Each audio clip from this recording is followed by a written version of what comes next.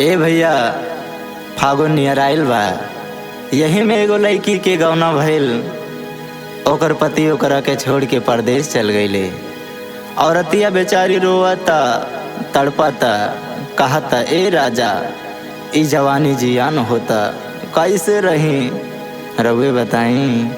सभे जुटल बा हमार बड़ भाई बाबुल Yadav, BMS recording studio Sultanpur, और सभी नीलेश भाई, पंकज भाई, उत्तम भाई, शैलेंद्र भाई, सभी जुटल बा।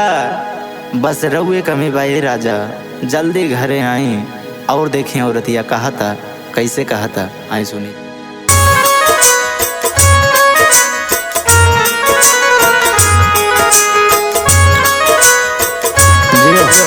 बारे नीलेश भाई बा, क्या बात है, लगा लगा लगा लगा बाबू।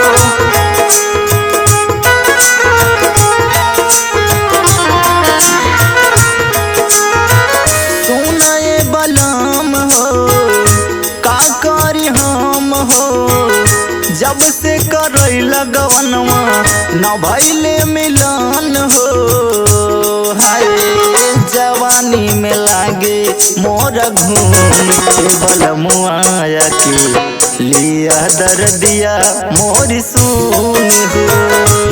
आए जवानी में लागे मोर घूम बलमुआ के लिया दर्दिया मोर सुन हो।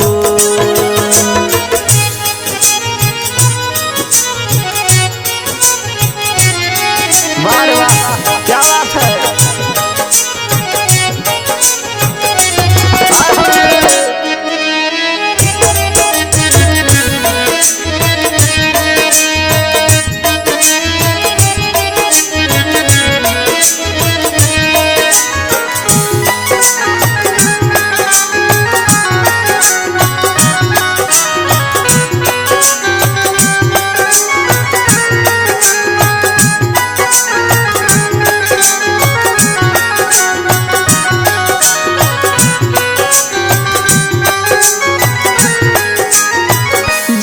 तो जवानी जैसे जेठ के दोपहरी, छोड़ चल गईला बलमुआ जहिया से बाहरी।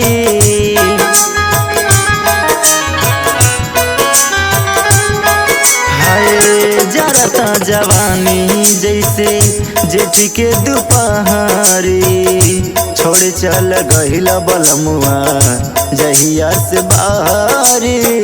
आइल नया साल हो, सब पूछे हाल चाल हो, 2019 के काबा ख्याल हो। हाय बीत मार्च अप्रैल मई जून बलमुआ के लिया दर्दिया मोर सुन हो। हाय बीत मार्च अप्रैल मई जून बलमुआ के लिया दर्दिया मोर सुन हो।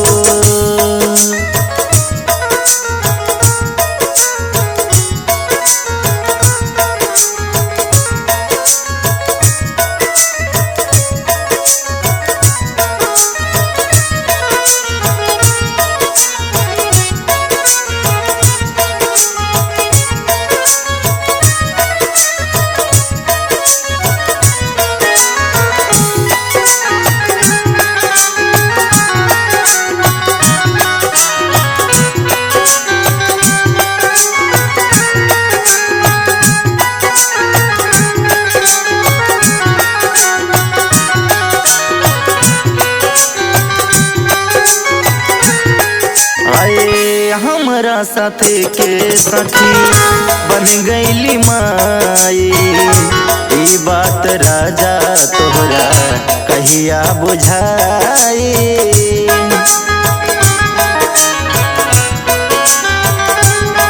हाय हमरा साथे के सखी बन गईली माई, ई बात राजा तोहरा कहिया बुझाई। कब आई बघार हो, खोलबा के बार रखला बहार हो है करेला सिंगरवा चुन चुन बलमुआया के लिया दर्दिया मोर सोन हो है करेला सिंगरवा चुन चुन बलमुआया के लिया दर्दिया मोर सोन हो।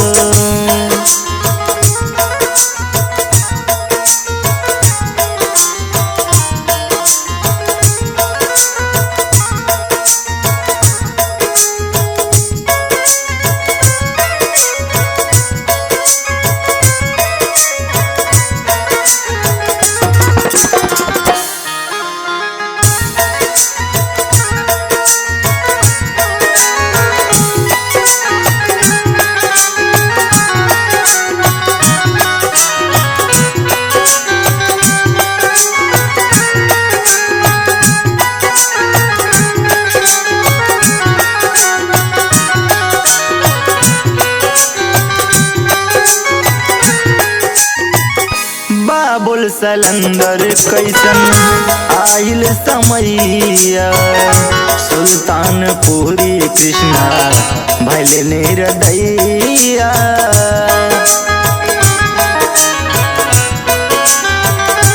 हाय बाबुल सलंदर कैसन आइल समैया सुल्तानपुरी कृष्णा भैले निर्दयिया भैया नीलेश हो कारण केस हो हम रहबे घरवा रही हैं विदेश हो है प्रीतिया के लागल बधून बलमुआया के लिया दर्दिया मोर सोन हो है प्रीतिया के लागल बधून बलमुआया के लिया दर्दिया मोर सोन।